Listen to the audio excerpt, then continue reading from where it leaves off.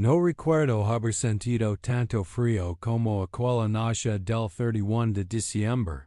Aunque en Madrid el termómetro marcaba apenas 2 grados bajo cero. El frío que me calaba hasta los huesos no venía del exterior, sino de las miradas de mi propia familia sentada alrededor de aquella mesa ornamentada que yo mismo había pagado 5 ecos extras. Cuando Marta insistió en que necesitábamos renovar el comedor para estar a la altura de nuestra posición.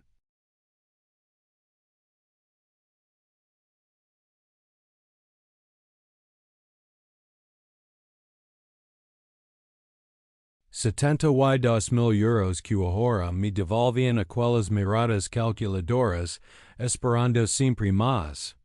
La vigila de porcelana francesa, otro capricho innecesario, resplandece bajo las de la lámpara de Arana. 12 platos principales, 12 platos de entrada, 12 de postre. Solo 9 comensales esta noche. Mi hijo menor, Ricardo, había insistido en comprar el juego completo por si acaso.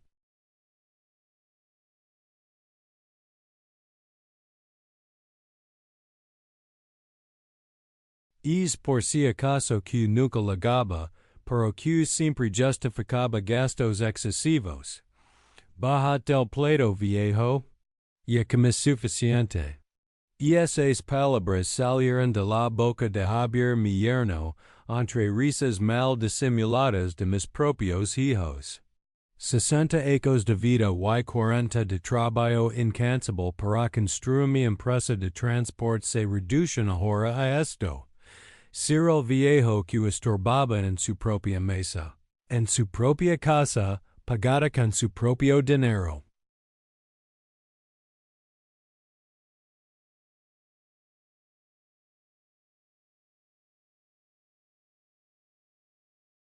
El comentario lego cuando me serví una segunda porción del pavo que mi nura Carmela había preparado, o más bien, había encargado al chef privado que contrataron para la ocasión, otro gasto innecesario que seguramente esperaban que yo cubriera. Ni siquiera había terminado de servir la salsa de arándanos cuando la voz de Javier, con tono burlón que utilizaba cuando creía estar siendo gracioso, atravesó la mesa como una daga.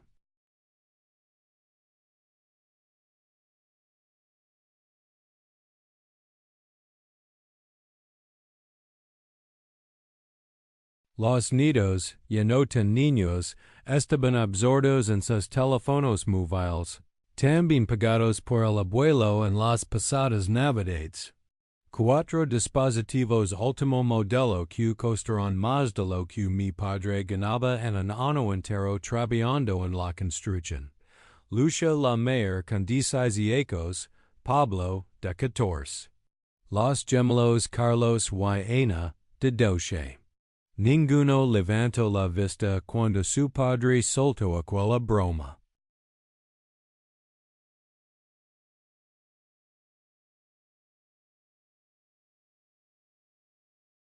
Demasiado ocupados navegando en sus vidas virtuales, financiadas por mi chequera. El comedor estaba decorado con el exceso típico de las navidades en mi familia. Un árbol que rizaba el techo, cubierto de adornos que Marta insistía en cambiar cada año para mantenernos actualizados. Guirnaldas importadas de algún país nórdico, por los locales carecen de clays.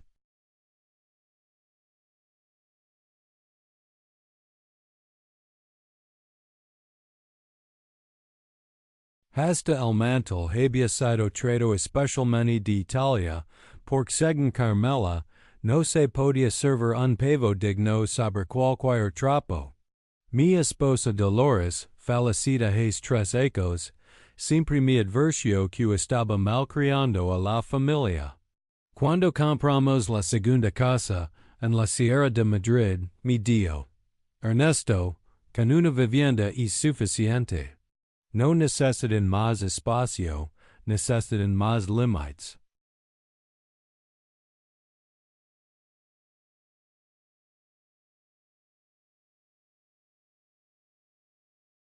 Cuando pague el tercer intento de negocio fallido de Ricardo, una startup de tecnología que cerró a los 6 meses.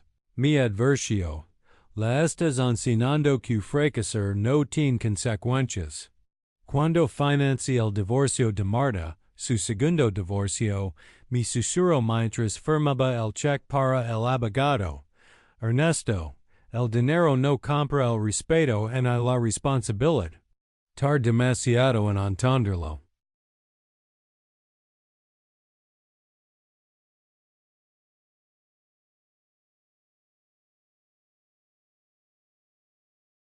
Ahora, tres ecos después de su partida, sus palabras resonaban en mi cabeza con una claridad dolorosa.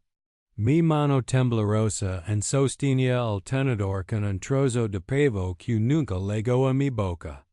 El comentario de Javier había sido la gota que colmaba un vaso que lavaba ecos lenandos, las peticiones constantes de dinero, las visitas que solo ocurrían cuando necesitaban algo, las llamadas telefónicas que invariablemente terminaban en papá, estoy un poco ajustado este mes.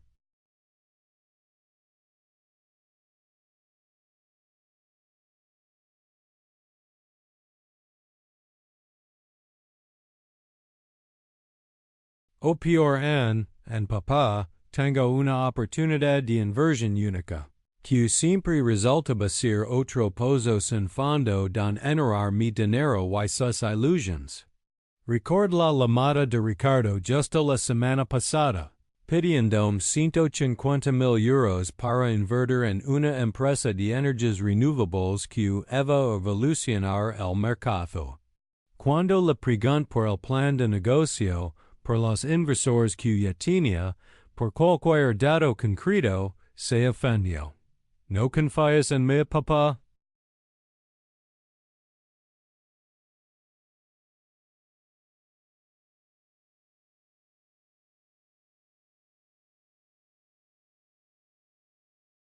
Después de todo lo que he estudiado, ¿crees que no sé reconocer una buena inversión? Lo que no menciono fueron sus 5 fracasos anteriores, cada uno financiado por mí. Cada uno olvidado convenientemente cuando apareció la siguiente oportunidad única. Mírame alrededor como si despertara de un largo sueño.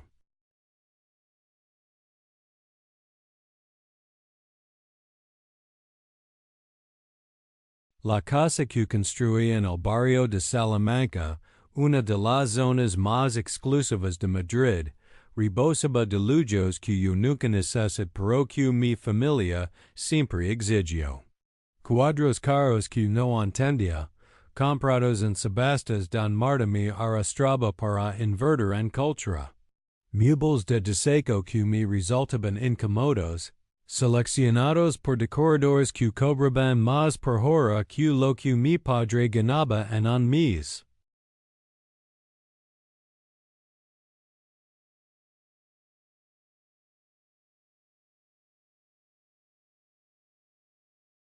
Una bodega de vinos que yo, con mi sencillo paladar de hambre hecho a sí mismo, apenas sabía apreciar.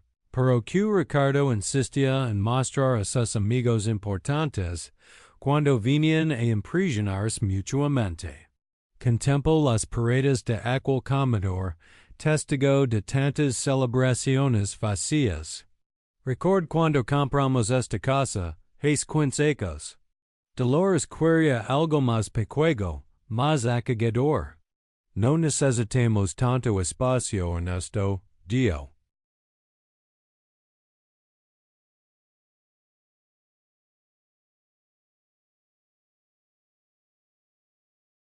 Solo somos nosotros dos, y los chicos ya tienen sus propias casas. Pero yo insistí. Quería demostrar que había triunfado, que el hijo del albanol de Vallecas podía permitirse una mansión en Salamanca. Quería que mis hijos se sintieran orgullosos, que pudieran presumir ante sus amigos. Ahora me pregunaba si tuduis esfuerzo había servido para algo más que para crear una familia de parasitos. ¿Qué pasa, papá?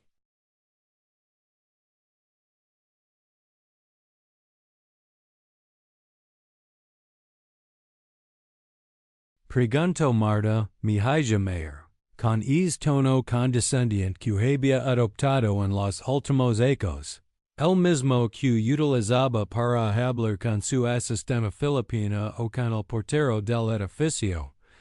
Era una broma. No te pongas así. Su cabello perfectamente teñido, en una peluquería que costaba 300 euros por sesión, pagada con mi tarjeta adicional, enmarcaba un rostro que cada vez reconoce menos.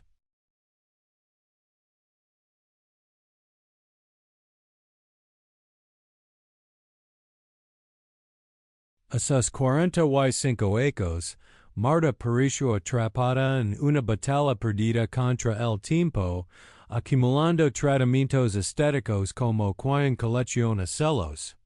Todo financiado por papá, por supuesto. Dejé el tenedor sobre el plato con una delicadeza que contrastaba con la tormenta que se desataba en mi interior. Durante décadas había sido el viejo del dinero, el banco familiar, el proveedor infalible.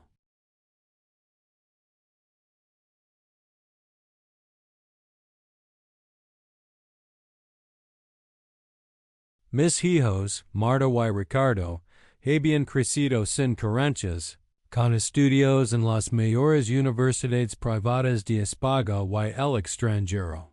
Marta, empresarials en ICADE, un máster en Londres que nunca utilizó. Ricardo, economía en la Complutense, un MBA en Estados Unidos que solo le sirvió para aprender a gastar más sofisticadamente.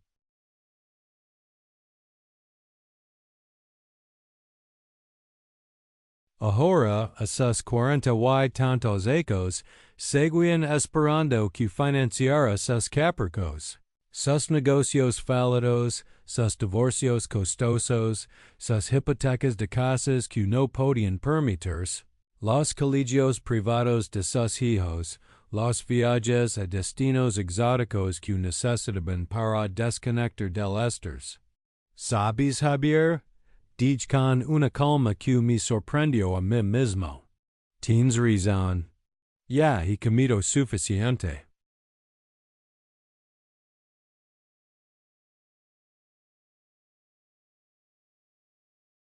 Me levanté lentamente, sintiendo cada uno de mis 60 ecos en las rodillas que protestaban. En la espalda que dolía después de 4 décadas conduciendo camiones, negociando contratos, construyendo un imperio desde cero. Un imperio que ahora alimentaba el ocio y la irresponsabilidad de quien supuestamente deberían ser mi orgullo. Las conversaciones se detuvieron. Por primera vez en mucho tiempo, tenía la atención completa de mi familia.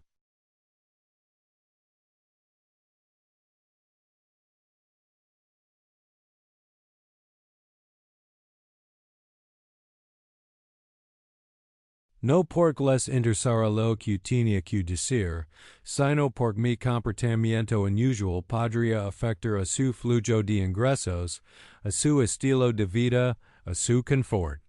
Papá, siéntate, por favor, intervino Ricardo, mi hijo menor, siempre el mediador. El que sabía cómo calmarme cuando me enfadaba por sus peticiones constantes. Estamos celebrando el Año Nuevo. Es una noche especial. Lo mayor detenidamente.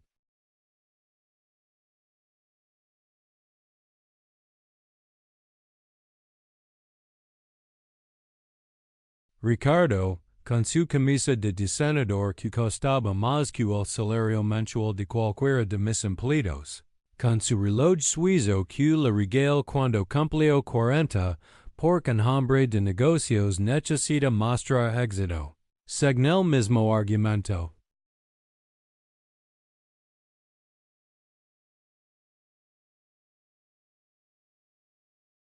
Ricardo, que nunca había mantenido un trabajo por más de 6 meses, que siempre tenía una excusa para porque sus proyectos fracasaban. El mercado no estaba preparado, sus socios la habían traicionado, la economía global conspiró contra él. Nunca era su falta de constancia, su desconocimiento del valor del trabajo duro, su incapacidad para perseverar cuando las cosas se ponían difíciles. Sí, estamos celebrando, respondí mientras me quitaba la servilleta de tela del cuello.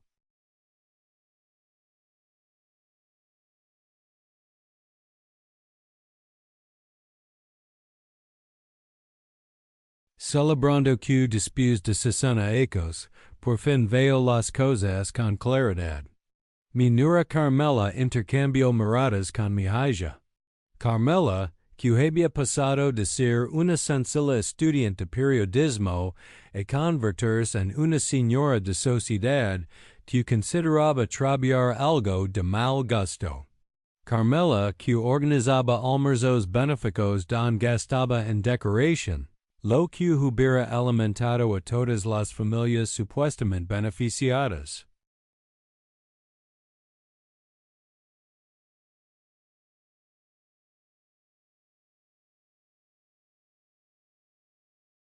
Los nidos finalmente levantaron la vista de sus teléfonos. Lucia fue la primera en mirarme, siempre más perceptiva que los demás. Tenía los ojos de su abuela y esa mezcla de inteligencia y bondad que me enamoró de Dolores 50 ecos atrás. Abuelo, ¿estás bien? Preguntó Lucia, la única que parece genuinamente preocupada. Siempre había sido diferente a los demás.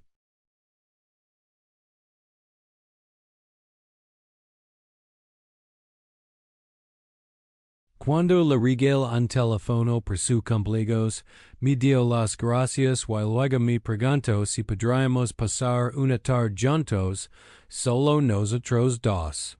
Cuando le ofrecí pagar un viaje para el verano, me sugirió que mejor usáramos ese dinero para visitar juntos los pueblos de Castilla da noche. Era la única que parecía valorar por quien era, no por lo que podía proporcionar. Estoy mejor que nunca, Carico le respondí, y era verdad. Acabo de tomar una decisión importante.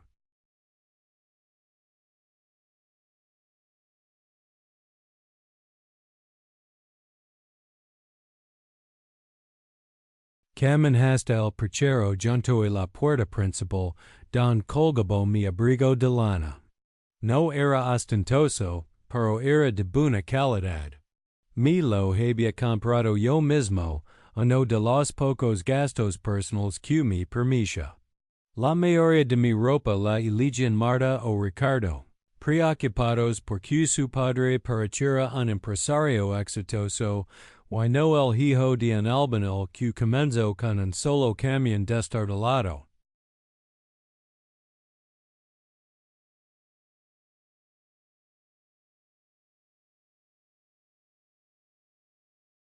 El silencio en el comedor era tan denso que podía escuchar el tic-tac del reloj de péndulo en el pasillo, otro capricho que había financiado. 26,000 euros por un reloj suizo antiguo que Ricardo insistió en comprar en una subasta, porque estas piezas solo se aprecian con el tiempo, papá. Lo que no se apreciaba era mi tiempo, mis sacrificios, mi esfuerzo. ¿A dónde vas, papá? La voz de Marta sonaba alarmada ahora, con ese tono que utilizaba cuando temía perder algo.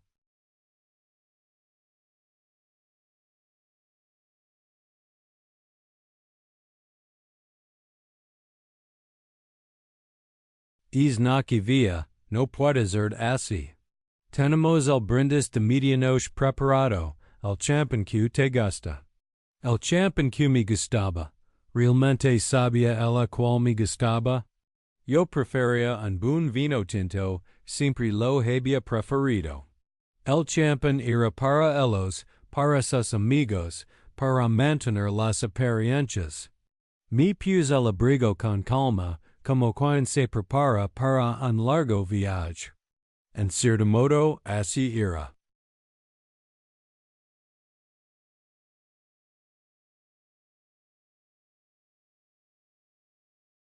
Un viaje hacia el hombre que había olvidado ser, hacia una dignidad que había sacrificado en el altar del bienestar familiar. Voy a bailarme del plato, como sugirió Javier respondí, y vi como mi yerno se encogía en su asiento, repentinamente consciente del peso de sus palabras. Y no solo del plato de la cena. Mi bio del plato que ha sido mi vida estos últimos ecos.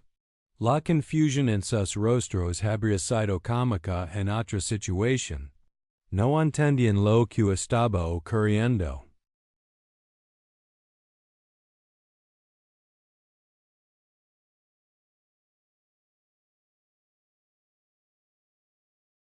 Para ellos, yo era un mueble más de la casa, un objeto que proporcionaba comodidad y estabilidad, no un ser humano con dignidad y límites. Ricardo se levantó, acercándose con esa expresión que ponía des niño cuando quería convencerme de algo, generalmente de comprar el juguete más caro, la bicicleta más exclusiva, luego el coche más llamativo. Papá, ha sido un comentario desafortunado. Javier no pensaba lo que decía. Vuelva a la mesa, por favor.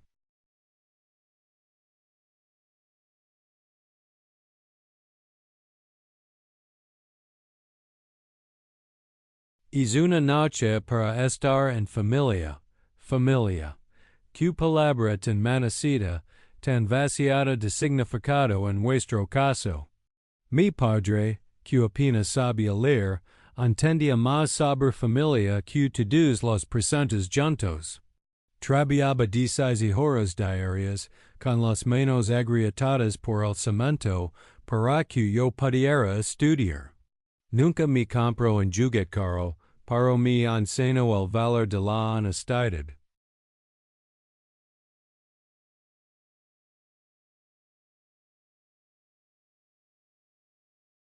Mi madre, que limpiaba casas ajenas, me preparaba tortilla de patatas los domingos, nuestro único lujo semanal. Y me contaba historias para que entendiera que la riqueza no estaba en las cosas, sino en los momentos compartidos. Eso era familia. No es grupo de personas unidas por la conveniencia y la comodidad que mi dinero les proporcionaba. Me ajusté la bufanda alrededor del cuello, la misma que Dolores me había tejido poco antes de que el cáncer se la levara.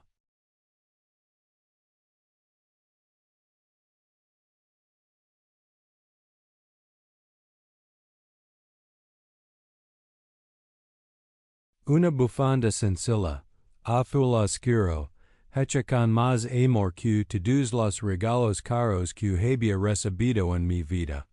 Tienes razón, hijo.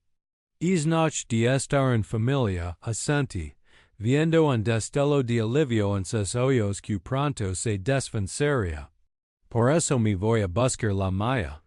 El rostro de Ricardo se transformó, comprendiendo finalmente que esto no era un arrebato pasajero.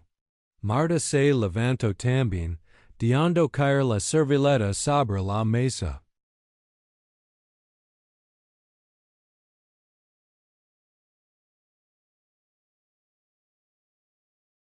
Javier miraba fijamente su plato, como si encontrara fascinante el trozo de pavo que había estado masticando. Carmela apretaba la mano de Pablo, que seguía mirando su teléfono como si nada importante estuviera ocurriendo. Los gemelos se miraron entre sí confundidos. Solo Lucia parecía entender, con una mezcla de tristeza y respeto en sus ojos.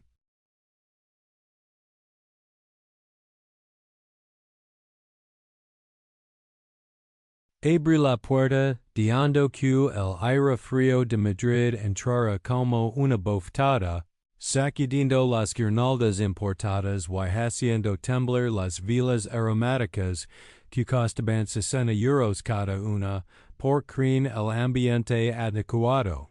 Segnahabía insistido Carmela.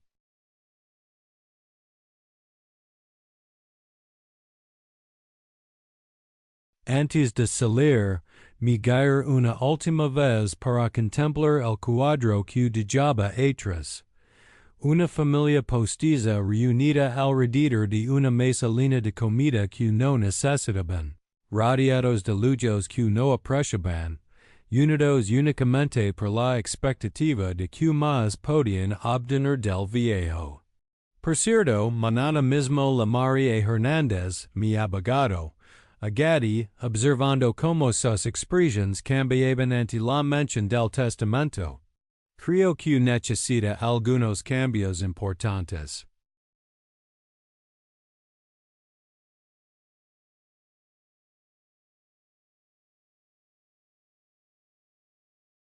Ricardo dio un paso adelante, alarmado. Papá, no puedes tomar decisiones así, en caliente. No es el momento en la forma. Han tenido 40 ecos para mostrar que son más que una cuenta bancaria con patas. Lo interrumpí, sorprendiéndome a mí mismo con mi firmeza. 40 ecos para demostrar que tienen valores, principios, algo que los hiciera merecedores no solo de mi dinero, sino de mi respeto. Esto es ridículo, intervino Marta, con la voz temblorosa.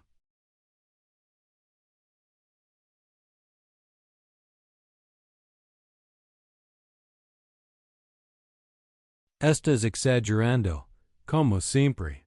Javier se disculpará, ¿verdad, Javier? Mi yerno asintió mecánicamente, sin levantar la vista. No necesitaba sus disculpas vacías. Necesitaba algo que ninguno de ellos podía darme, autenticidad, amor verdadero, respeto ganado, no comprado. Quizás lo soy, Marta. Quizás he sido ridículo durante ecos, pensando que podía comprar una familia, que podía ganarme vuestro respeto llenando vuestras cuentas bancarias.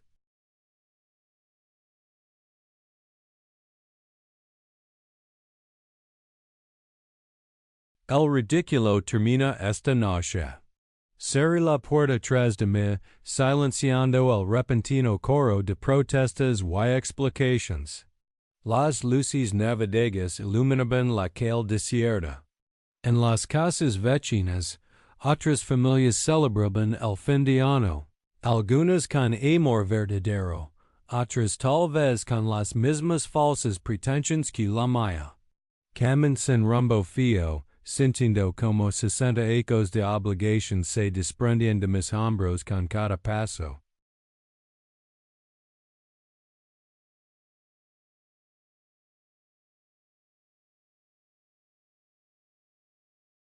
El aire frío me llenaba los pulmones, limpiándome por dentro.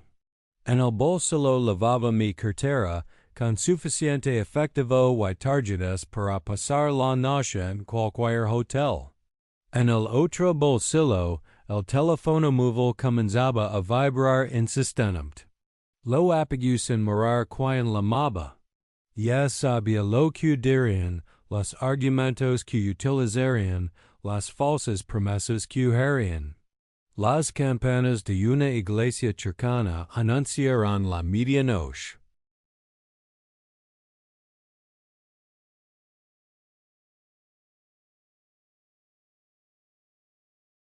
El nuevo año comenzaba, y con una nueva vida para mí. No sabía dónde pasaría la noche, ni qué haría al día siguiente. No tenía un plan concreto, solo la certeza de que necesitaba recuperar mi dignidad, mi identidad, mi valor como ser humano más allá de mi cuenta bancaria. Mientras avanzaba por las calles de Madrid, una sola idea me daba claridad y propósito, y no sería el plato del que todos se servían a su antojo.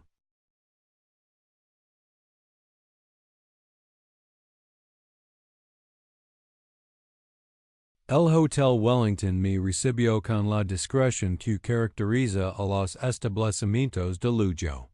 A pesar de ser naquivia, el recepcionista no mostró sorpresa al verme ligar solo con las manos vacías, solicitando una habitación.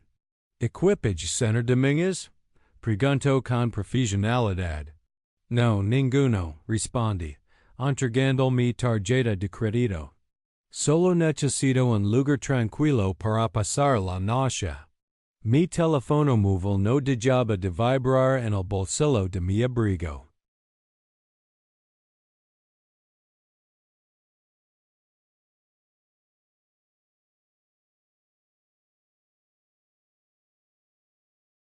Veinte llamadas perdidas en menos de una hora.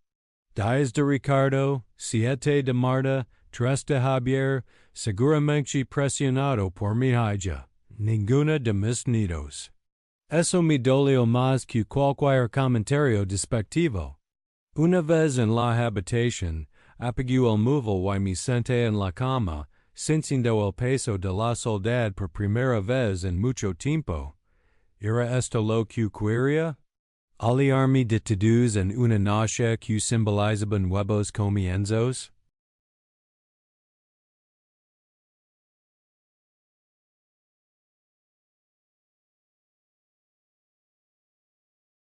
Parte me se sentía culpable, como si estuviera traicionando todo lo que había construido.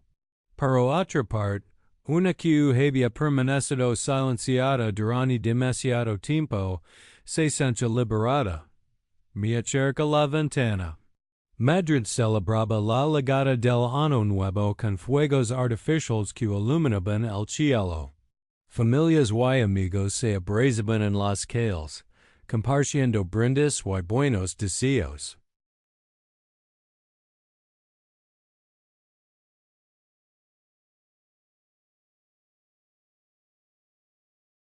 Yo, en cambio, estaba solo en una habitación de hotel, alejado de las personas por las que había sacrificado tanto. El recuerdo de Dolores volvió a mí con fuerza. Mi Lola, como solía llamarla. Compañera de vida durante 42 años, madre de mis hijos, la única que me conoce verdaderamente. ¿Qué habría dicho ella de mi arrebato? Probablemente me habría apoyado, como siempre lo hizo, incluso cuando mis decisiones no eran las más acertadas.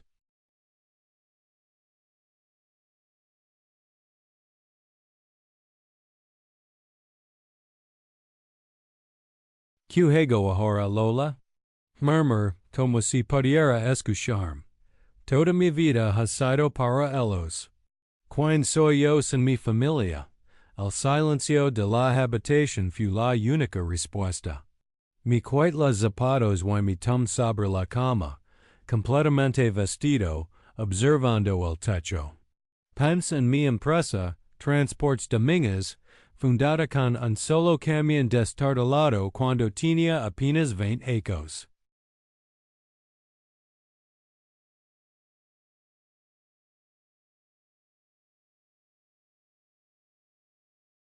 Ahora contaba con una flota de 50 vehículos y daba empleo a más de 70 personas. Una vida de esfuerzo y sacrificio. Mis hijos nunca habían mostrado interés real en el negocio a pesar de mis intentos por involucrarlos.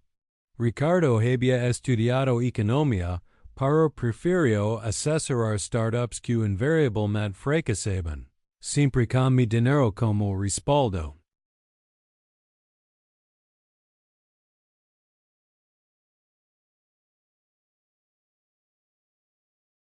Marta, licenciada en Bellas Artes, pasaba de una galería fallida a otra, esperando que su apellido y mi chakra abrieran puertas que su talento no conseguía franquear. Y ahí estaba yo, amenazando con cambiar mi testamento como un niño caprichoso. ¿Era esa la solución? Castigarlos económicamente resolvería décadas de dependencia y falta de respeto? El teléfono de la habitación sonó, sobresaltandome. Señor Dominguez, disculpe la molestia, era la voz del recepcionista.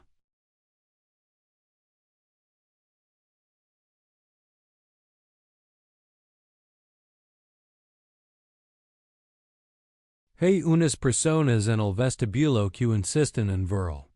Dicen sus hijos. Mi primer impulso fue negarme, pero algo dentro de mi quería escoger lo que tenían que decir. Déjales que bear en 5 minutos.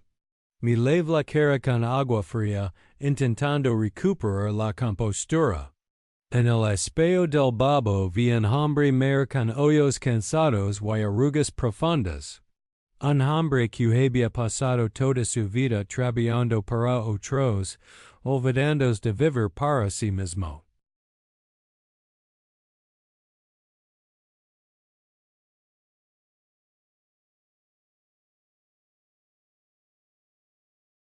En el vestibulo, Ricardo y Marta esperaban impacientes. Sus rostros mostraban una mezcla de preocupación y cálculo que conocía demasiado bien. Papá, exclamó Marta, acercándose para abrazarme, nos has dado un susto terrible. ¿Cómo se te ocurre desaparecer hacia aquí vía? No he desaparecido, respondí, apartándome suavemente de su abrazo. Simplemente decidí pasar la noche en un lugar donde me sentiera respetado.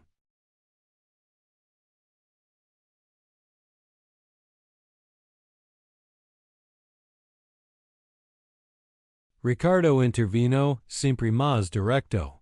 Papá, lo de Javier fue una estupidez, todos estamos de acuerdo. Pero de ahí a amenazar con cambiar el testamento. ¿No crees que estás exagerando? Ahí estaba. No les preocupaba mi bienestar, sino las consecuencias financieras de mi enfado. Una punzada de decepción, mezclada con una extraña sensación de claridad, me atravesó. ¿Es eso lo que os preocupa, el testamento? Pregunt, aunque ya conoce la respuesta. No.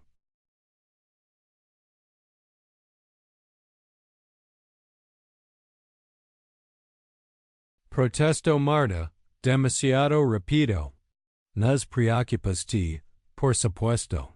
Pero tienes que entender que un comentario tonto no justifica decisiones tan drásticas. No fue el comentariodige, sintiendo una calma sorprendente. Fue darme cuenta de que, para vosotros, solo soy el banco que financia vuestras vidas. El viejo con dinero que hay que tolerar mientras siga firmando cheques. Eso no es justo, papá. Ricardo parece genuinamente herido, o al menos era un buen actor.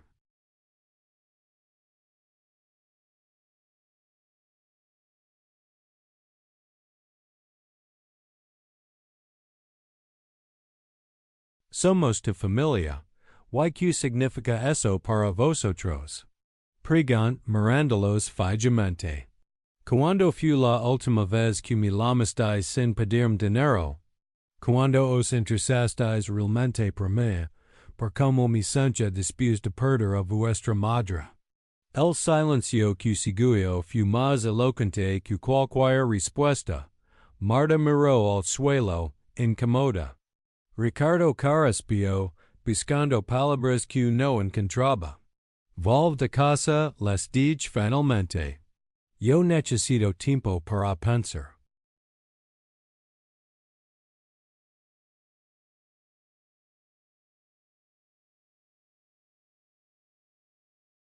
Y vosotros para reflexionar sobre qué tipo de familia hemos construido.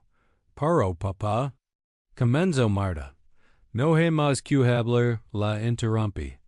Os llamaré cuando esté listo. Y sí, habla con Hernández sobre el testamento, pero no por venganza. Simplemente por creo que el dinero ha envenenado nuestra relación durante demasiado tiempo. Me di la volta y caminé los ascensores, sintiendo sus miradas clavadas en mi espalda.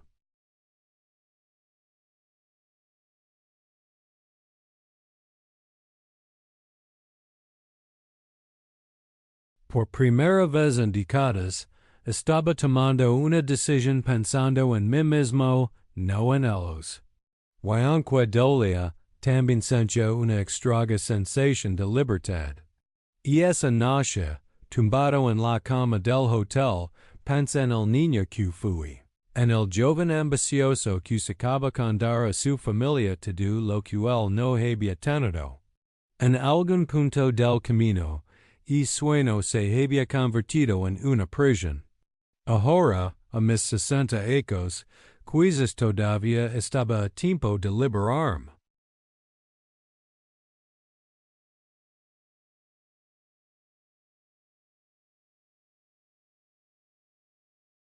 Antes de dormir, tomé una decisión. No volvería a la casa familiar. Era hora de empezar de nuevo, de descubrir quién era Ernesto Domínguez más allá de su rol como proveedor y cajero automático. El nuevo año comenzaba con una página en blanco. Y por primera vez en mucho tiempo, era yo quien sostenía el lápiz. Los días siguientes transcurrían en una extraña calma.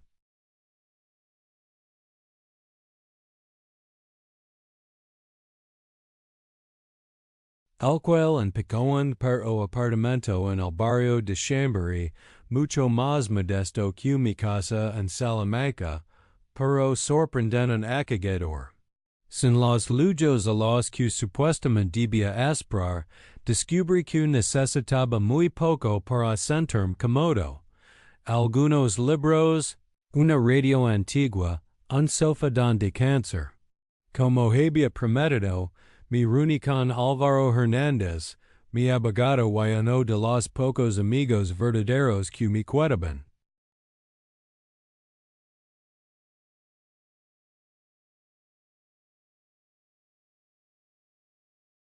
Su despacho en la calle Serrano siempre me había parecido intimidante, con sus paredes revestidas de madera oscura y aquellos diplomas enmarcados que atestiguaban su brillante carrera. ¿Estás seguro de esto, Ernesto? Me preguntó, después de escoger mi relato y mis intenciones. Un testamento en blanco es una decisión extrema. No estar en blanco, Álvaro, aclaró. Solo quiero cambiar el enfoque. Mi dinero ya no irá directamente a mis hijos. Quiero crear una fundación.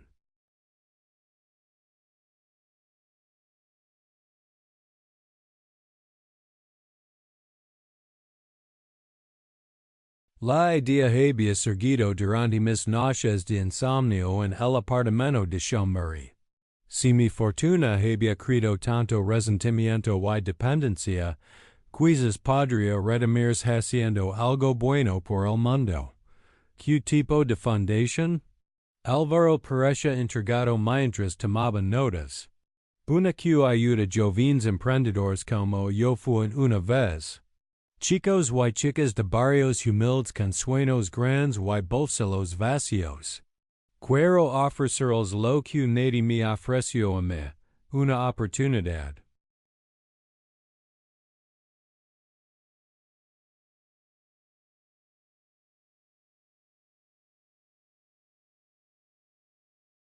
Álvaro asintió, comprendiendo. Él había sido testigo de mi ascenso desde aquel joven del barrio de Vallecas que apenas sabía firmar un contrato, hasta el empresario respetado en que me había convertido. ¿Y tus hijos? ¿Les darás algo? Lo suficiente para que no pon necesidades, respondí tras pensarlo. Pero no tanto como para que sigan viviendo sin esforzarse. El resto irá a la fundación.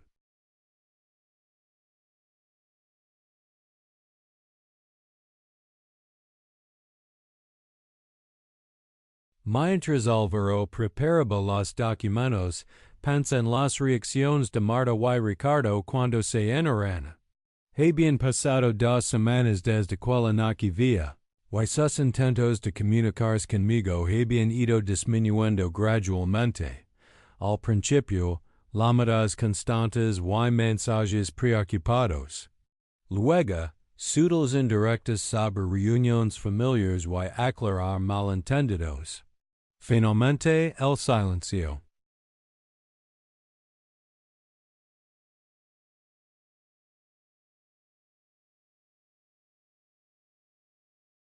Probablemente esperaban que mi enfado se disipara y todo volviera a la normalidad, pero ya no había vuelta atrás.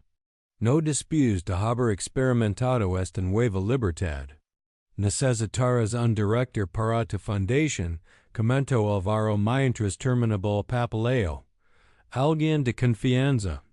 Tengo a alguien en mente, sonreí, pensando en Miguel Ferran, mi capadas desde hacia 30 ecos, hombre honrado y trabajador incansable. Alguien que entiende el valor del esfuerzo.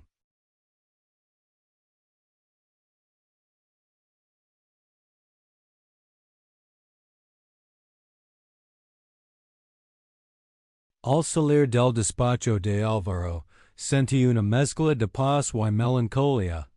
Estaba cerrando un capítulo de mi vida, pero no podía evitar preguntarme si estaba siendo demasiado duro con mis hijos. ¿No era natural que los padres quisieran dar todo su patrimonio a sus descendientes?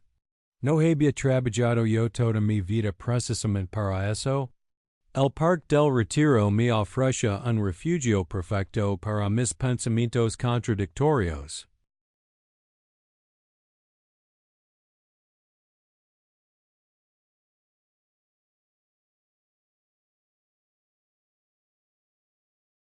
Me senté en un banco frente al estanque, observando a las familias que disfrutaban de aquel sábado soleado de enero.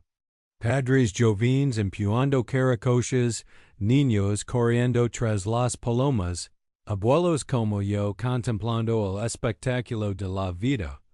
Abuelo, la voz me sobresaltó. Al girarme, encontré a Lucia, mi nieta mayor, de pie junto al banco. Lavaba el cabello recogido en una coleta desordenada y una mochila colgada al hombro.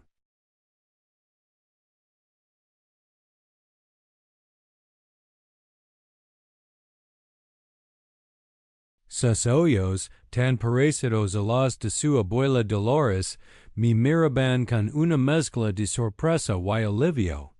Lucia, ¿qué haces aquí? Vengo a debutar los domingos, explicó, señalando la mochila don supuse que guardaba sus materiales de debut. ¿Puedo sentarme?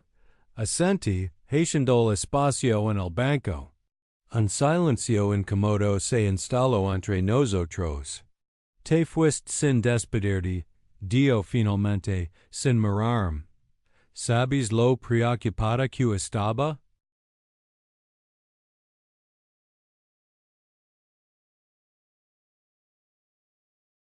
Su tono no era accusatorio sino genuinamente dolido. De todos mis nidos, Lucia siempre había sido la más sensible, la más observadora. Lo siento, Picabaga, respondí, sintiéndolo de verdad. Necesitaba aliarme.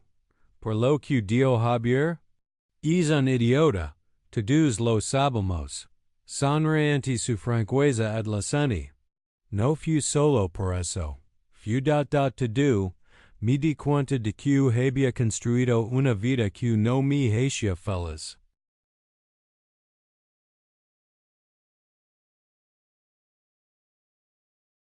Lucia asintió, como si entendiera perfectamente a que me refería a pesar de su juventud. Mamá y el tío Ricardo están como locos, comentó, sacando un cuaderno de dibujo de su mochila. Solo hablan del testamento y de cómo convencer para que vuelvas. Su sinceridad me dolía y me aliviaba a la vez. Al menos alguien en mi familia era capaz de hablar sin filtros. ¿Qué piensas de todo esto? La pregunta, genuinamente interesado.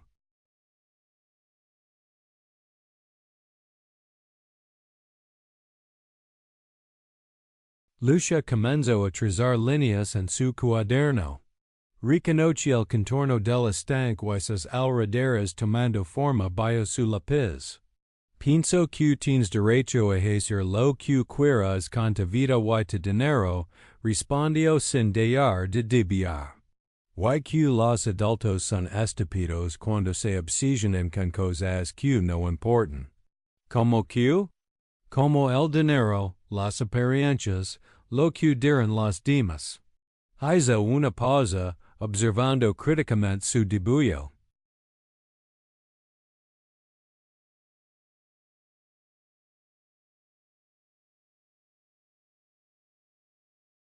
La abuela Lola siempre decía que lo único importante era ser buena persona y tener paz al acostarse. El recuerdo de Dolores en boca de nuestra nieta me conmovió profundamente. Al menos su memoria, sus valores, sobrevivían en esta joven.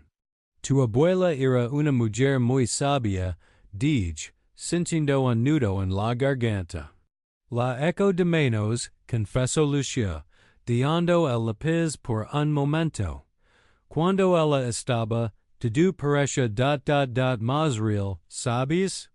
Menos artificial.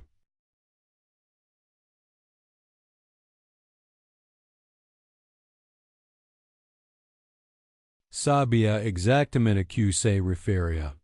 Dolores tenía esa capacidad para atravesar las falsas pretensiones, para ligar al corazón de las cosas. Su ausencia había dado un vacío que la familia había llenado con materialismo y apariencias. ¿Puedo visitar a veces? Pregunta Lucia de repente. No le diré nada dan vives, sino quieres. La pregunta me tomó por sorpresa.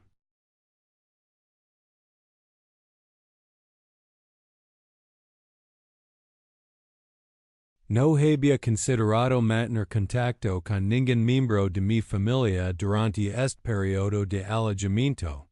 Para Lucia no era como los demás, nunca lo había sido. Me encantaría, respondí con sinceridad. Estoy viviendo en un pequeño apartamento en Chambery.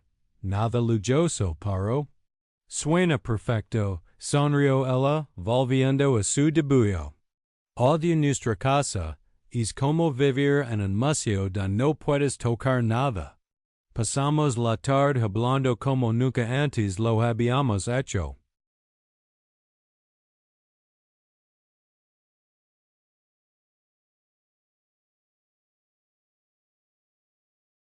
Descubrí que Lucia se acaba con estudiar bellas artes, como su madre, pero con un enfoque completamente distinto.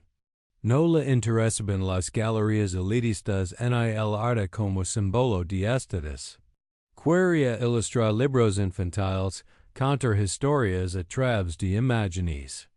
Mamá dice que eso no da dinero, comentó con resignación. Que debería estudiar algo serio como derecho o empresarials. ¿Y que dice de corazón? La pregunta.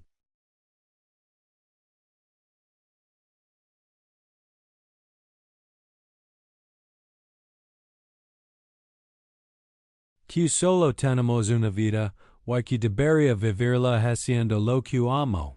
Sus palabras resonaron dentro de mí como un eco de mis propios pensamientos recientes.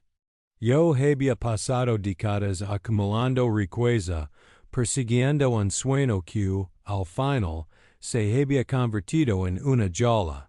No quería lo mismo para ella. Escucha a tu corazón, Lucia, la aconsejé.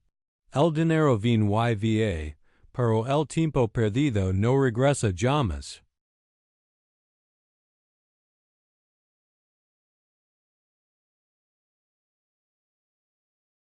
Cuando comenzó a anochecer, acompañé a Lucia hasta la salida del parque. Antes de despedirnos, mi abrazo con fuerza, algo que no había hecho en ecos. Abuelo, si lo que decides con el testamento, yo te apoyar, susurro. No todos somos como ellos. Mientras la veía aliarse, sentí que algo había cambiado dentro de mí. Quizás mi alejamiento no era solo un acto de rebeldía o autodescubrimiento.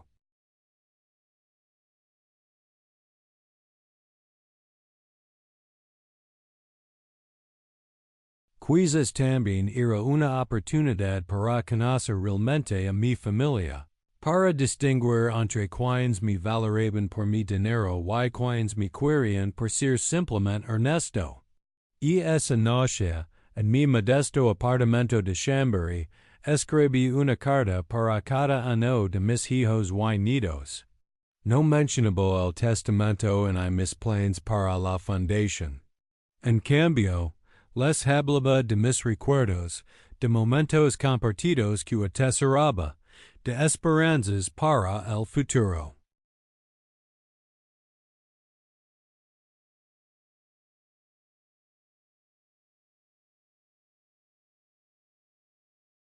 Les contaba sobre el joven de Vallecas que había sido, sobre mis sueños, sobre mis miedos. Mi mostraba como un ser humano, no como una cuenta bancaria. No sabía si esas cartas lograrían tender puentes sobre el abismo que se había abierto entre nosotros. Pero por primera vez estaba comunicando con honestidad, sin el filtro del dinero y las expectativas. Mientras salaba el último sobre, pensé en las palabras de Lucia. No todos somos como ellos.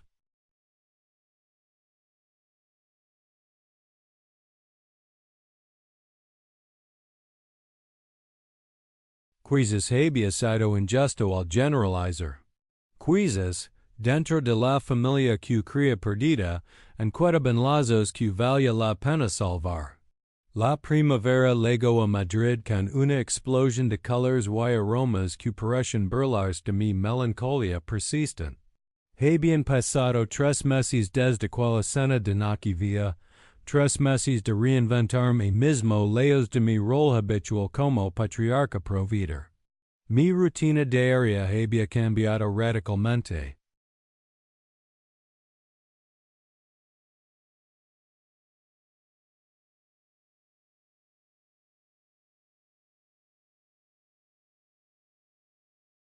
Ya no eran interminables reuniones de negocios ni constantes llamadas de familiares pidiendo favors.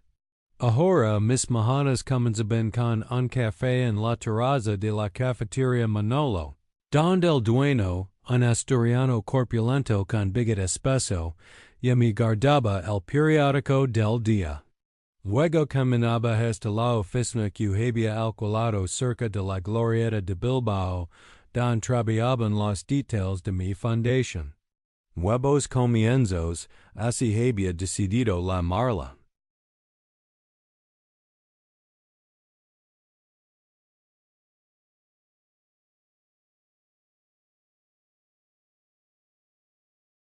Un nombre que refleja tanto mi situación personal como su objetivo, ofrecer segundas oportunidades de quienes las merecen. Álvaro había cumplido eficientemente con los trámites legales. La fundación ya existía oficialmente con un patronato formado por personas de mi confianza, entre ellos Miguel Ferran, mi antiguo capataz, ahora director ejecutivo. La noticia del cambio en mi testamento había corrido como la pólvora entre mi familia.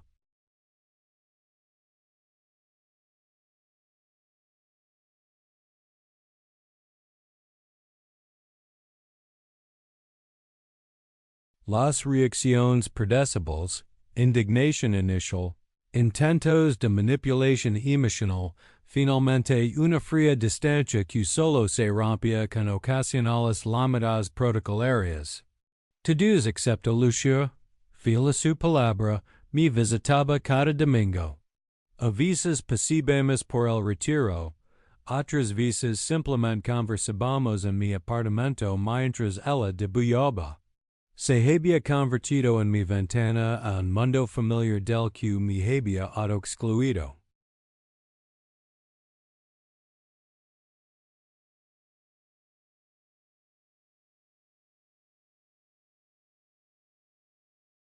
El tío Ricardo está buscando inversores para un nuevo negocio, me contó un domingo, mientras retrataba el edificio de correos desde mi balcón. Algo relacionado con energías renovables. ¿Why tu madre? Pregunt, evitando comentar sobre los siempre fallidos emprendimientos de mi hijo. Ha cerrado la galería, respondió, concentrada en los detalles de su debut. Dice que es porque el mercado del arte está en crisis, pero creo que es porque no puede mantenerlas en tu ayuda.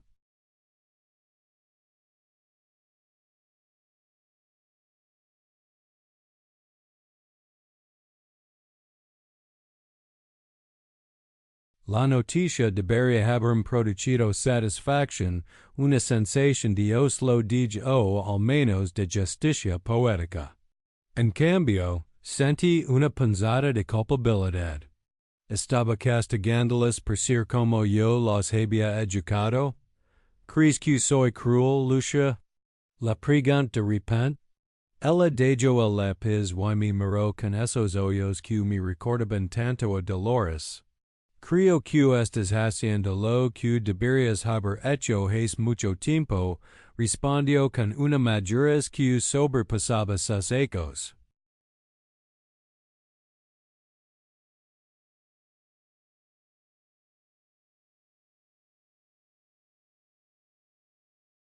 ¿En qué veces te pasas de duro? ¿En qué sentido? No contestas a sus llamadas, rechazas todas sus invitations. Enumero. Sé que te hicieron daño, pero también sé que te extrañan. A ti, no a tu dinero. Quais creerlo, pero 4 décadas de experiencia me hacen dudar. Aun así, sus palabras me hicieron reflexionar. ¿Me había convertido en lo que criticaba? Estaba tan obsesionado con demostrar mi independencia que había caído en otra forma de egoísmo?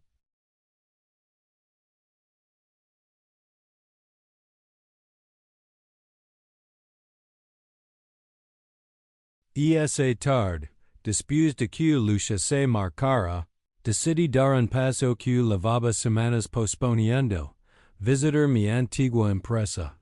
Transportes Dominguez seguía funcionando bajo la dirección de Vicente Salas, mi mano derecha durante los últimos 15 años. Aunque seguía siendo el propietario, había delegado completamente la gestión tras mi autoexilio. La nave principal, en las afueras de Madrid, me recibió con el familiar ruido de motores y el ir y venir de camiones.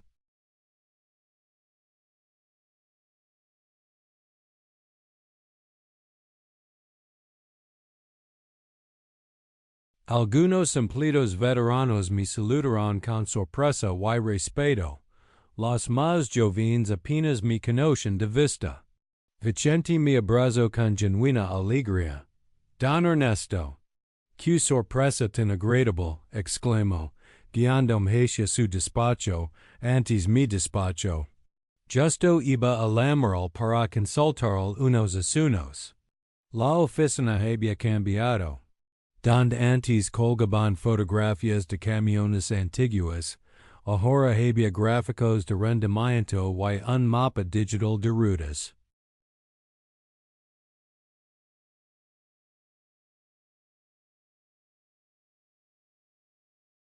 Vicente siempre había sido más metódico que yo, más adaptado a los nuevos tiempos.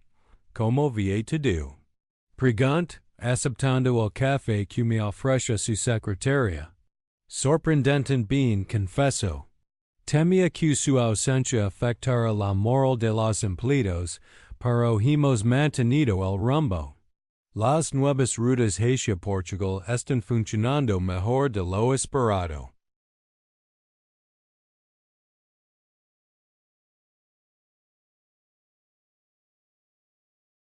Mientras Vicente me ponía al día sobre contratos y balances, observe por la ventana el patio donde los camiones cargaban y descargaban mercancías. Este imperio que había construido desde cero seguía en paz en mí. Era una realización a la vez humilante y liberadora. He oído rumores sobre su fundación, comentó Vicente, cambiando de tema. Es cierto que va a dedicar gran parte de su patrimonio a ayudar a jóvenes emprendedores? Así es confirm. Nuevos comienzos.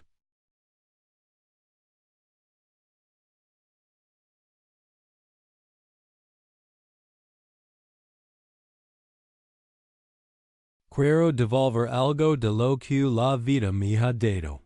Vicente Asensio, pensativo, sabe? Su hijo Ricardo vino a verme hace un par de semanas, dio con cierta cautela. Quería saber si estaría dispuesto a invertir en su nuevo proyecto de energías renovables. ¿Y qué le dijiste? Frigant, sintiendo una mezcla de curiosidad y recelo. Que necesitaba ver un plan de negocio sólido antes de considerar cualquier inversión, respondió. Se fue bastante decepcionado.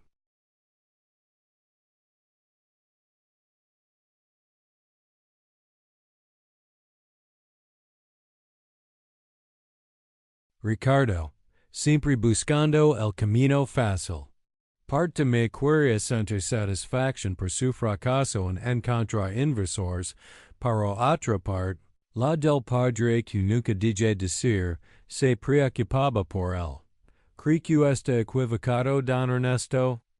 Preguntó Vicente, interpretando mi silencio.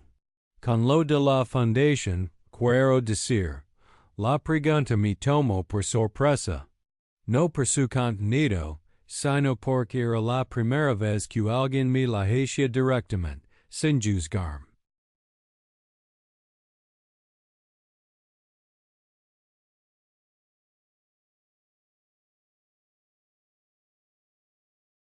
No lo sé, Vicente, respondí con honestidad. Toda mi vida trabajé para dejarles un legado a mis hijos. Ahora me pregunto si no les es más dano que bien. Mi padre era alcohólico, dio Vicente de repente.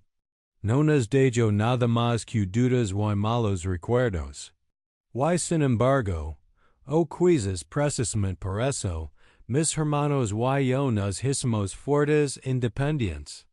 Nunca había conocido esa parte de la historia de Vicente.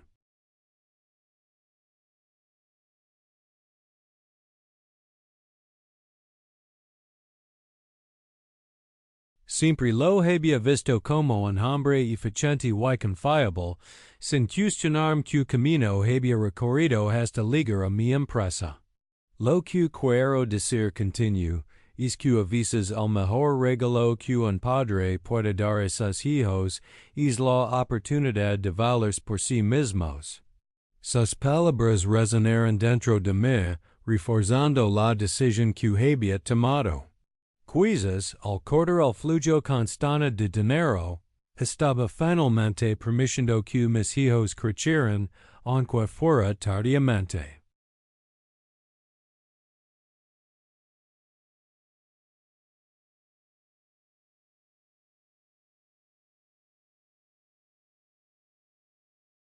Al despedirnos, Vicente me sorprendió con una propuesta. ¿Ha considerado involucrar a su familia en la fundación? No como beneficiarios, sino como colaboradores. Podría ser un punto para reconstruir relaciones. La idea me acompañó durante todo el trayecto de vuelta a mi apartamento. Era posible transformar una relación basada en la dependencia económica en una colaboración genuina. ¿Estaban mis hijos preparados para un cambio tan radical en nuestra dinámica familiar?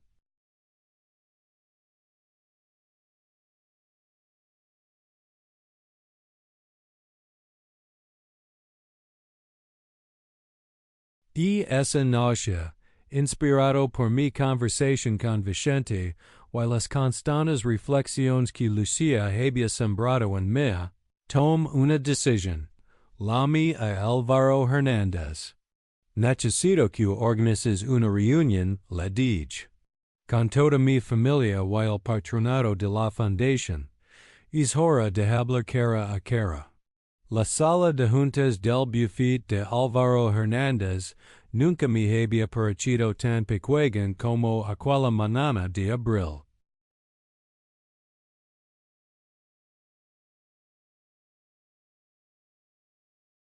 Alrededor de la larga mesa de roble se sentaban las personas que definían mi vida.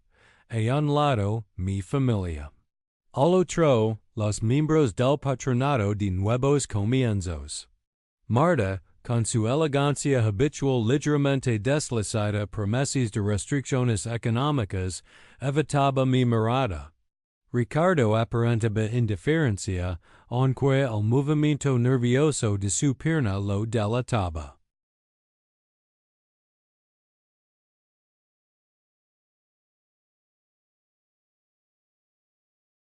Mis nidos todos excepto Lucia parecen confundidos, como si los hubieran arrastrado a una reunión cuyo propósito no comprendían. Javier, mi yerno, el del comentario que había desencadenado todo, se mantenía en un segundo plano, visiblemente incómodo. Frente a ellos el patronato, Miguel Ferran, Vicente Salas, la profesora Teresa Linares de la Universidad Complutense y Álvaro, que oficiaría como mediador.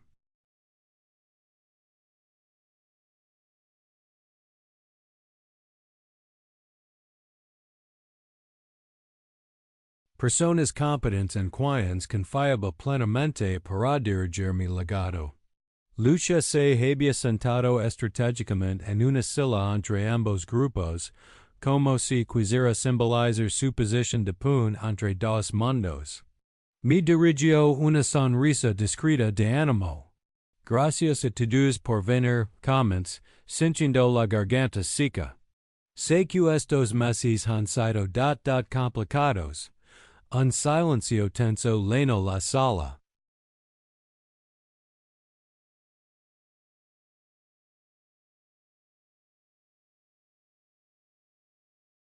Podía sentir el resentimiento emanando de Marta, la frustración de Ricardo, la curiosidad del patronato. Os he reunido por creo que es hora de aclarar las cosas.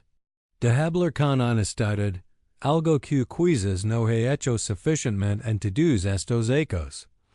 Tomo un sorbo de agua, organizando mis pensamientos. Había ensayado este discurso durante días, pero ahora las palabras preparadas parecen inadecuadas.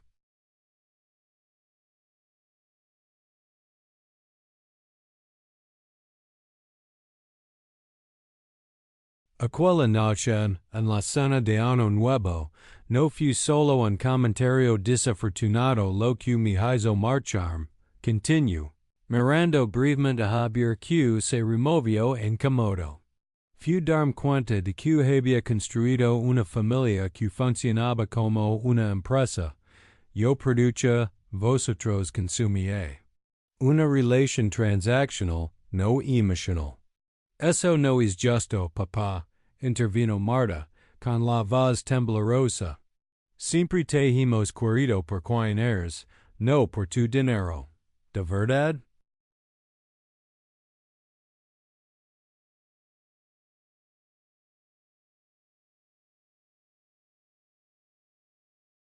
Pregant sin hostilidad, solo buscando la verdad. ¿Cuántas veces me habéis llamado en estos últimos ecos sin pedirme algo? ¿Cuántas veces me habéis preguntado cómo estaba, no cómo iba la empresa? Al silencio que siguió fue respuesta suficiente. Ricardo miró al suelo, Marta apretó los labios. No os culpo, continuo. Os cry para que fuere así. Os di todo lo material sin exigiros nada a cambio.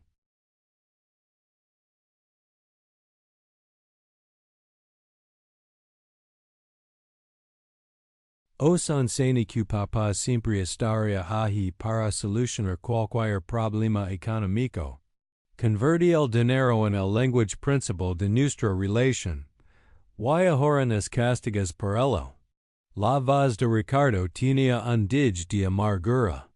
Desheredándonos y dando tudua extragos? No son extragos, intervino Miguel Ferran, que había trabajado con nosotros durante décadas. Y no se trata de un castigo, sino de un legado diferente.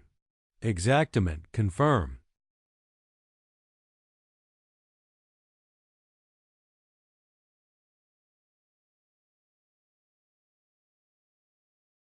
La fundación Nuevos Comienzos no es un acto de venganza. Es mi forma de dar sentido a una vida dedicada a acumular riqueza. Quiero que mi dinero sirva para algo más que mantener estilos de vida privilegiados. Explique entonces los detalles del proyecto. Becas para jóvenes emprendedores de barrios desfavorecidos, microcréditos para pequeños negocios, formación y mentorías. Un programa diseñado para romper el ciclo de la pobreza y crear oportunidades donde no las había.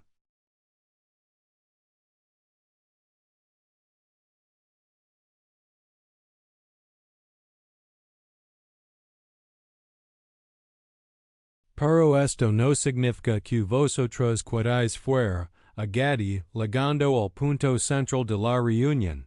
Al contrario. Os he reunido hoy para haceros una propuesta. La tensión en la sala cambió sutilmente. La atención se agudizó. Quiero invitaros a formar parte activa de la fundación. No como beneficiarios pasivos, sino como colaboradores. Cada uno aportando sus habilidades y conocimientos. La sorpresa fue evidente en sus rostros.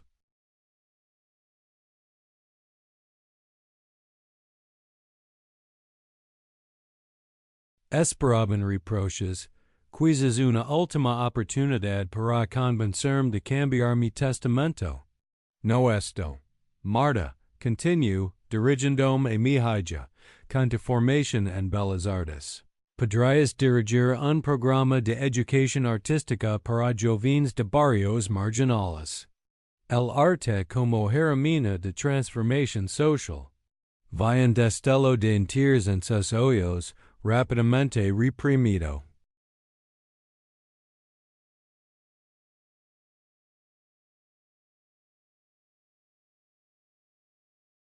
Ricardo, tu experiencia en startups, aunque no siempre exitosa, un murmullo incómodo recorrió la sala.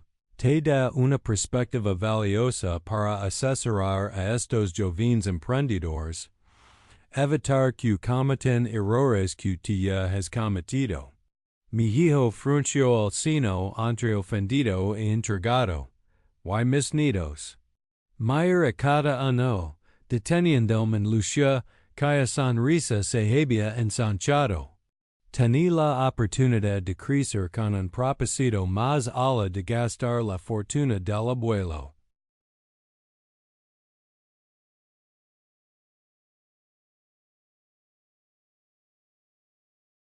De descubrir el valor del trabajo y la satisfacción de ayudar a otros.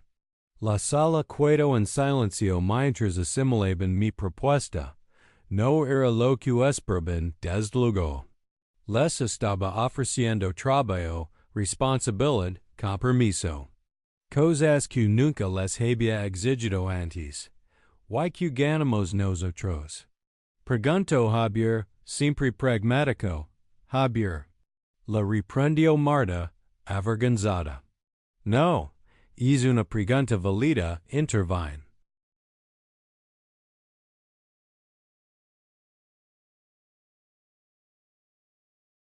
Ganaré un sueldo digno por vuestro trabajo, por supuesto. Para más importante, la oportunidad de reconstruir nuestra relación sobre bases más sanas. De conocernos realmente, más allá del dinero. ¿Y la herencia? Insistió Ricardo. Siguen lo del testamento? El grueso de mi fortuna iré a la fundación si, confirm. Pero he modificado algunos aspectos. Cada uno recibirá una cantidad que os permitirá vivir cómodamente, aunque no lujosamente.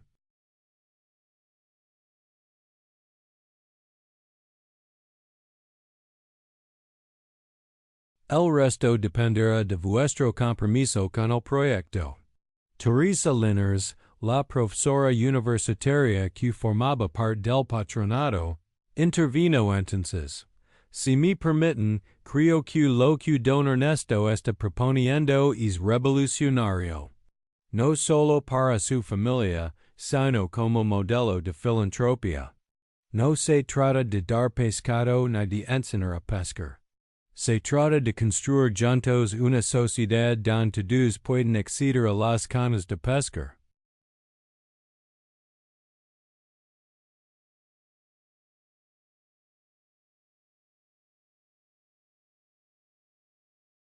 Su metáfora, aunque algo simplista, pareció aclarar las cosas para algunos. Vaya mi nido manner, Pablo, asentir pensativamente. ¿Why si decimos que no? Preguntó Marta. Si no queremos participar en experimento social, entonces seguiréis vuestra vida con la parte que os corresponde en el testamento. Yo seguiré con la fundación, respondí con calma. Pero habríamos perdido una oportunidad de reconectarnos como familia.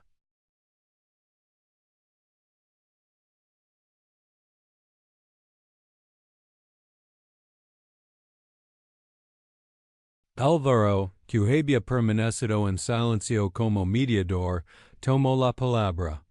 Sugiero que todos tomen unos días para reflexionar sobre la propuesta.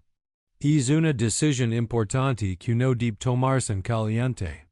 La reunión se disolvió poco después, con promesas de respuestas en una semana. Mientras recogía mis papeles, Lucia se acercó. Lo has hecho muy bien, abuelo, susurró. Les has dado justo lo que necesitaban, un desafío. Su perspicacia me sorprendió una vez más.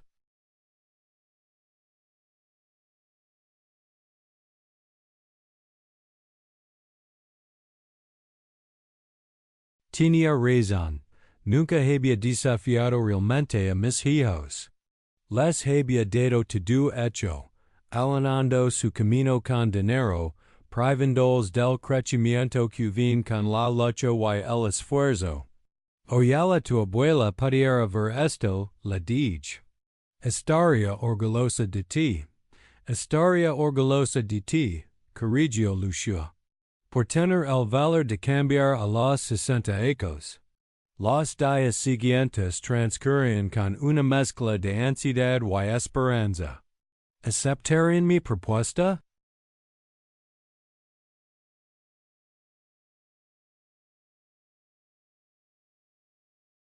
¿Entenderían finalmente lo que intentaba hacer? La respuesta llegó un domingo, una semana después de la reunión. No mediante llamadas telefónicas o correos electrónicos formales, sino con su presencia. Toda mi familia, desde Marta hasta el pequeño Pablo, aparecieron en la puerta de mi apartamento en Chamberí. Venimos a almorzar, anunció Marta, mostrando bolsas de comida. Voy a hablar. La modesta sala de mi apartamento apenas podía contenerlos a todos.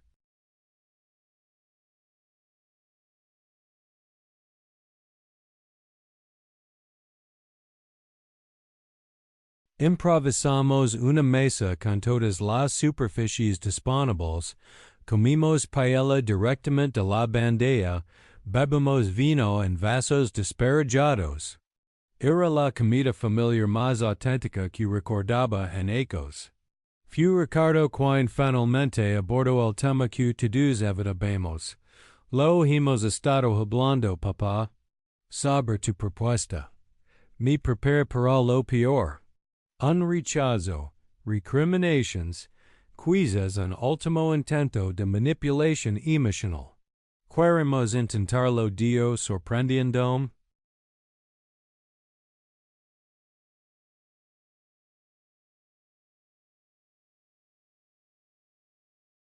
No será fácil, y tendremos que ajustar muchas cosas.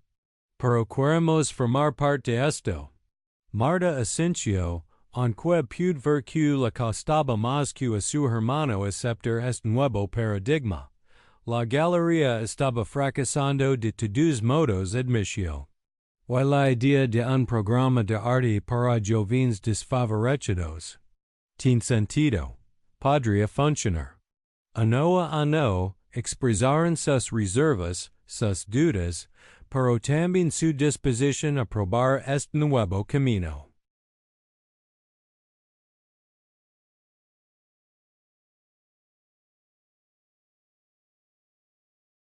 Incluso Javier, aunque más por presión de Marta que por convicción propia, aceptó ayudar con la parte logística de la fundación.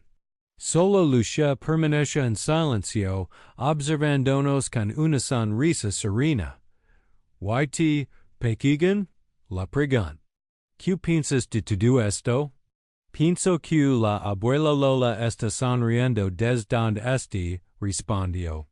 Y que por fin tendremos una cena de Año Nuevo don nadie le dirá a nadie que se badge del plato.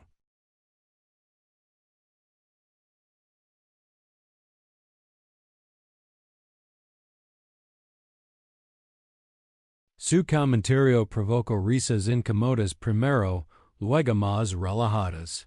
La tensión acumulada durante meses comenzaba a disolverse. No éramos en la familia perfecta, en hay mucho menos. Había heridas que tardarían en sanar, desconfianzas que superar, hábitos que cambiar. Pero por primera vez en mucho tiempo, sentí que estábamos conectados por algo más que el dinero. Por un propósito común, por la posibilidad de un futuro diferente.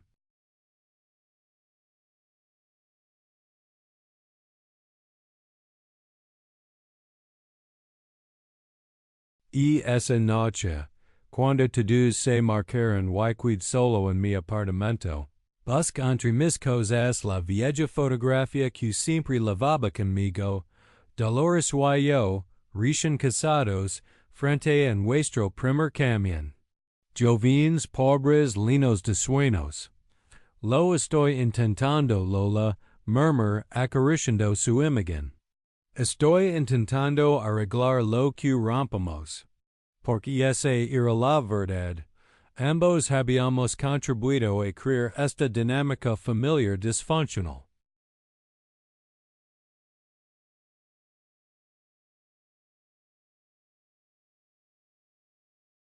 Yo con mi obsesión por darles todo lo material, ella cediendo a mis impulsos de malcriarlos. Ambos con la mejor intención, pero con resultados desastrosos.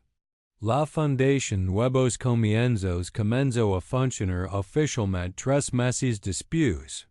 Los primeros becados, 20 jóvenes de barrios como el Vallecas donde yo había crecido, recibieron formación, mentores y capital similar para sus proyectos.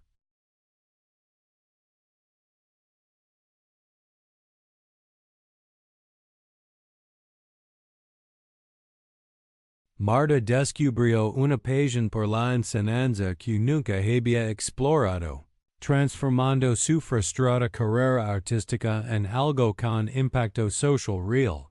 Ricardo, sorprendente, resultó ser un excelente mentor de negocios, capaz de identificar errores que él mismo había cometido. Mis nidos empezaron a comprender el valor del dinero y el esfuerzo de una manera que yo nunca les había enseñado. Yo encontré un nuevo propósito a mis 60 ecos.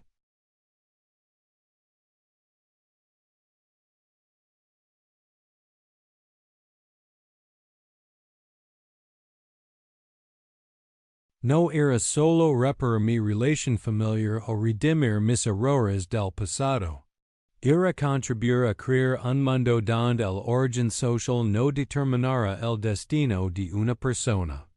Un anno después de aquella fatídica cena de Nochevia, nos reunimos nuevamente para celebrar la llegada de un nuevo año. Esta vez no en la lujosa casa de Salamanca, sino en las instalaciones de la fundación, junto con los jóvenes becados y sus familias.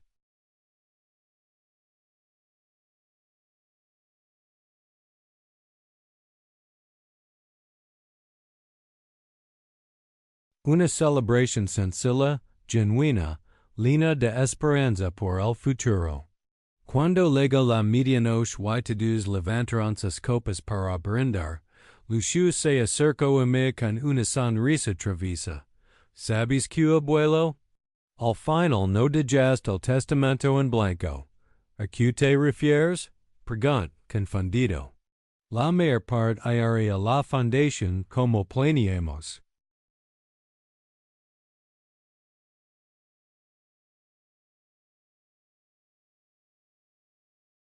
No me refiero a este testamento. Aclaro, señalando en vuestro alrededor a la familia reunida, a los jóvenes emprendedores celebrando sus logros. Me refiero a tu verdadero legado.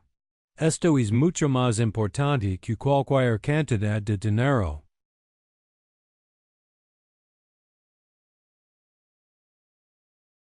Contempla la escena.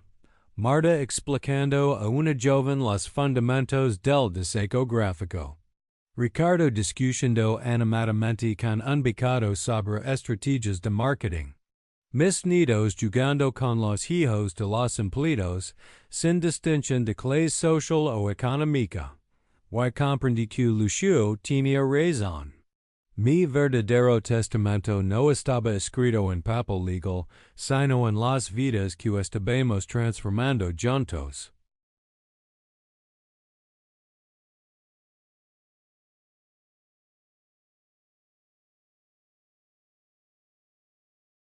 En la nueva familia que estábamos construyendo, basada no en la obligación o la dependencia, sino en valores compartidos y propósitos comunes. Te salud, pequeña filosofa, brin con ella, sintiendo más rico que nunca, aunque mi cuenta bancaria fuera ahora considerablemente menor. Y a la memoria de tu abuela, que siempre tuvo razón. ¿Sabe qué? Preguntó Lucio. ¿Sabe que el dinero no compra el respeto? Respondí. Ni el amor verdadero.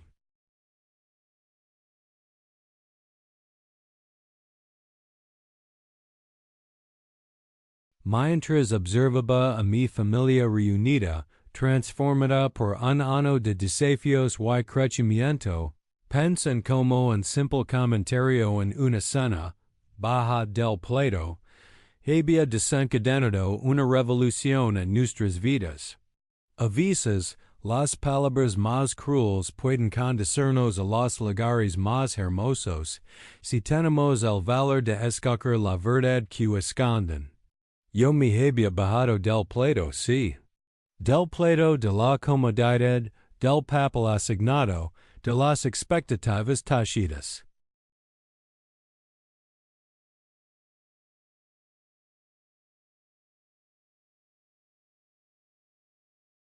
While hacerlo, había encontrado algo mucho más valioso que todo el dinero que alguna vez había acumulado, mi dignidad, mi propósito, y una familia que finalmente comenzaba a querer por lo que eran, no por lo que podían obtener unos de otros.